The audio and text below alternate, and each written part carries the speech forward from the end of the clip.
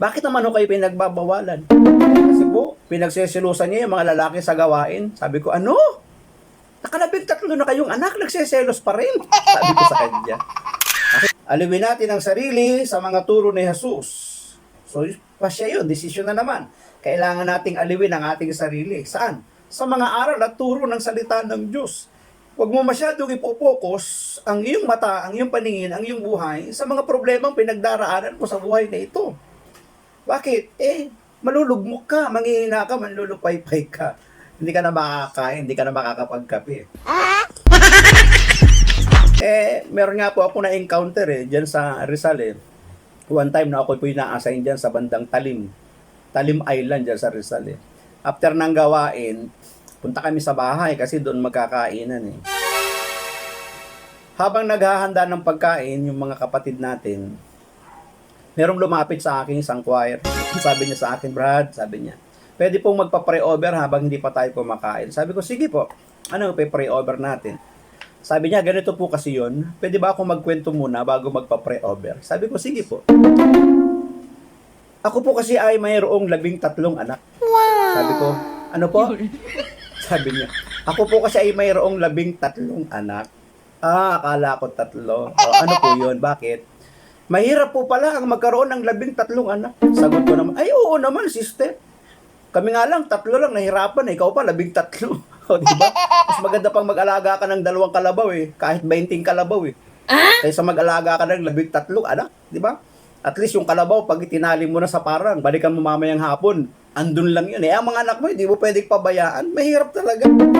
Sabi niya, at hindi lang po yun, sabi niya. Ang asawa ko po, pinipigilan pa akong kumanta, sabi niya, sa simbahan. What? Sabi ko naman, bakit naman kayo pinipigilan? Maganda nga po yun kasi na re-release nyo yung inyong stress kapag kayo nagpupunta sa gawain, lumalakas kayo.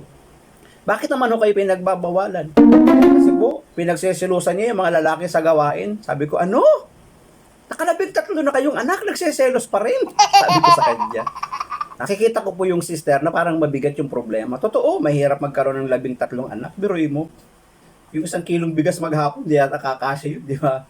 Isipin mo, kapag nag-aral yung mga anak mo, 13, 13 enroll mo.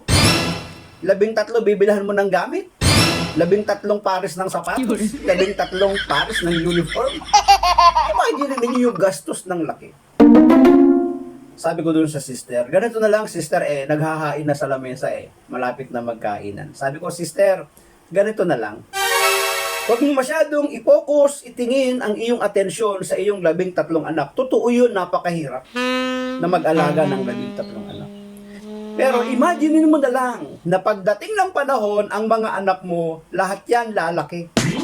At kapag yan ay lumaki at nagkatrabaho lahat, tandaan mo, tuwing katapusan, meron kang 13 sobre. So yun na lang kasi sinabi ko sa kanya. Pampalakas ng loob sa kanya yun Huwag mo masyadong isipin yung laki ng problema mo sa 13 anak mo sa kasalukuyan. Totoong mahirap yan. Ang isipin mo na lang, pagdating ng panahon, ang mga anak mong 13, lalaki lahat yan. Kapag sila'y lumaki lahat, pag nagkatrabaho lahat yan, tuwing katapusan, mayroon kang 13 sobre. O diba? Totoo naman Huwag kang mainggit dun sa iisa lang ang anak, 2 lang ang anak. Pag lumaki ang kanilang mga anak, pag nagkatrabaho, 1 lang ang kanilang sobre. Ikaw, tuwing katapusan, 13 ang sobre. Nice! Kahit pa magdamot yung kalahati ng anak mo, meron ka pa rin 7 sobre. Yung iisang anak, pag nagdamot, di wala na siyang sobre. Diba? Ganun lang, think positive. Maging masaya tayo sa bagay na atin pong nararanasan sa buhay nito. At tutulungan tayo ng Diyos ng kanyang mga aral at ng kanyang mga salita. Kaya nga, aliwin natin ang ating sarili sa mga turo ni Jesus. Yun naman ang sabi ng aklat ng Juan, di ba? John 15:11. Ang mga bagay na ito ay sinabi ko sa inyo upang ang aking kagalakan ay mapa sa inyo at ang inyong kagalakan ay malubos. Kaya piliin nating magalak. Tama ang sabi ni Pablo. Ang utos niya, magalak lagi kayo sa Panginoon. Magdesisyon tayo. Aliwin natin ang ating sarili sa mga aral, sa mga turo, sa mga instruksyon ng ating Panginoon. At ang kagalakan ng ating Panginoon ay sa atin. Tandaan natin, kapag masaya ang Diyos, malakas tayo. Kapag nagagalak si Jesus, lumalakas tayo, di ba? Tumitibay tayo. Thank you all for watching.